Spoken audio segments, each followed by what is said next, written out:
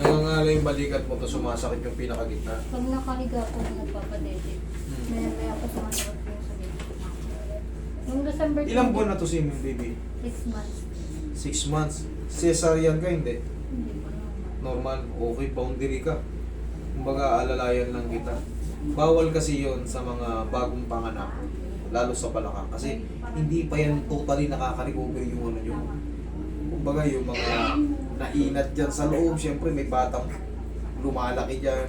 Tapos pagdating nung 6 months, 7 months, 8, 9, syempre bumibigat na yung bata, automatic magkakaroon ng pag-inat. Syempre bubuka yung ano nyo, sipit-sipitan nyo. Pabigat ng pabigat. Lalo pag 9 months na, yan 8, 9. Pero, magkaganon pa man, kaya naman yan. Pero pwede na siya, kaso alalay pa lang. 6 months pa lang, bagong panganak si ma'am. Puso ka ng konti rito. Huwag muna kayo magbuhat-buhat. Yung tinuturo sa atin ng mga matatanda nun, baka mabinat kayo. Marami nang nangyari. Ang tawag lang natin doon binat. Pero discompression yun. Kaya nangangayayat kayo kasi masakit na yung balakang nyo. Hindi na kayo makakain na maayos. Nilalagnat na kayo. Kaya sinasabing binat. Pero pag dinadiagnose na ano, wala namang pilay, wala naman. Pero nagkakanda putok-putok yung mga disc nyo. Kaya hindi kayo pwede magbuhat na mabigat. Marami nang ano dyan, marami nang nabiktima ng sinasabing binat. Pero yun lang ang tawag natin sa mga nanganak na nagpuwersa-puwersa na. Pero hindi nyo alam, napuputukan yan sila ng disc. Kasi weak pa yung mga balakang niya, mga yan. Alam nyo naman yan, mami, nararamdaman nyo, mahina pa yung katawan nyo.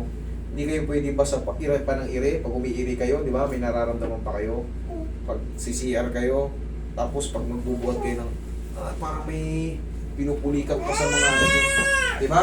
Alam mo kung bakit? Nanganak din ako dati. Siyempre yung misis ko, bilang ako nagkakaganto, inuobserbahan ko yan sa sarili kong bahay. Yun ang totoo. Kaya, experience at personal, may ano natin, kumbaga may ipapaliwanag natin ang gusto sa inyo. Hanggat maaari, ito lang muna, ayan, pwede mong buhat-buhatin yan. Pero yung maghapon ka, bubuhat ka ng ganito, huwag muna. Patagalin mo muna, 6 months ka pa lang eh. Yung, di ba sinasabi na, 1 taon, nabibinat pa. Bakit? Hindi na. Binat lang yung tawag, pero yun nga yun, compression yung discompression. Kakapuwersa.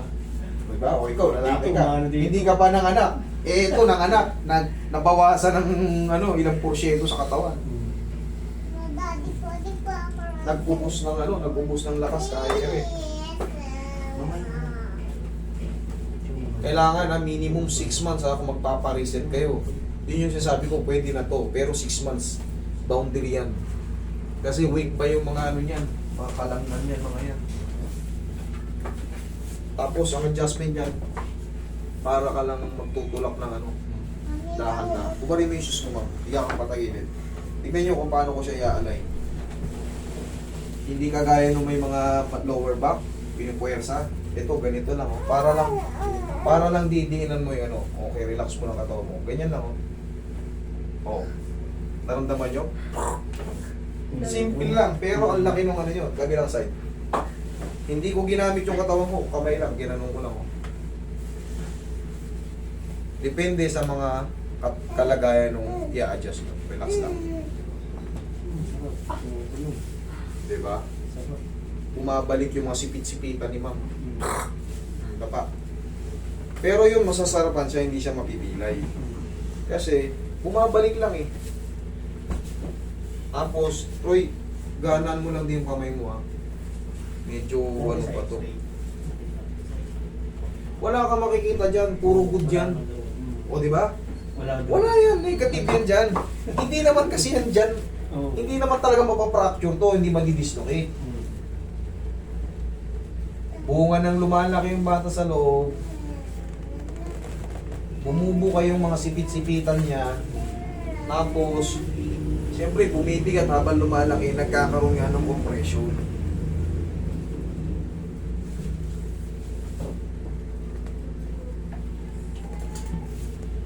Okay. Diyan ka lang, ma'am, ha? Yung traction, ibig sabihin, sapat na muna yun yung mga adjustment na yun. Roy, patamaan mo yung dito yung mama. Ngawit siya mga yan, yung dito na kasi. Nung nakaraang board sa December, nangangalay na kasi. Minasage ko siya. Tapos, Magtanong kayo sa mga ano, mm, magtanong kayo sa mga marurunong kasi baka mamaya mapihit mo yung mga namamagang nerve pa niya sa yun po. bunga ng Tapos, panganak. first day, second day, paano ulit siya sa akin kumasage kasi nangangalay. Tikman pa, yan mo ha, kasi may mga branch yun. Kaya yung kaalaman nila about sa ganyan, yun ang totoo. Upo ka. No? Kailangan yan, mag-iingat kayo sa mga ganito kasi weak pa yung ano nito. Hindi yan basta-basta pinapalagutok ng malalakas. Pinalagutok, lumagutok. Kala nyo, ayos. Pero ang nangyari, nung gabi, Lumuhod na. Tapos Lumuhod na. binuhat na po namin. kita nyo, Tapos habang sa tricycle, halos, lupay-pay na. hindi na kaya. Tapos Pero- binigyan ng pain reliever, diniretso sa dugo. Yung pain reliever, nawala. Nawala yung Weak pa nga yung mga ano niyan. Hindi ba, kumbaga tulak baby lang. Pero hindi kayo masasaktan kasi yun lang yung saktong puwersa. Yun lang ang saktong puwersa. Hindi kailangan ano pa to, weak pa yung buong katawan nito.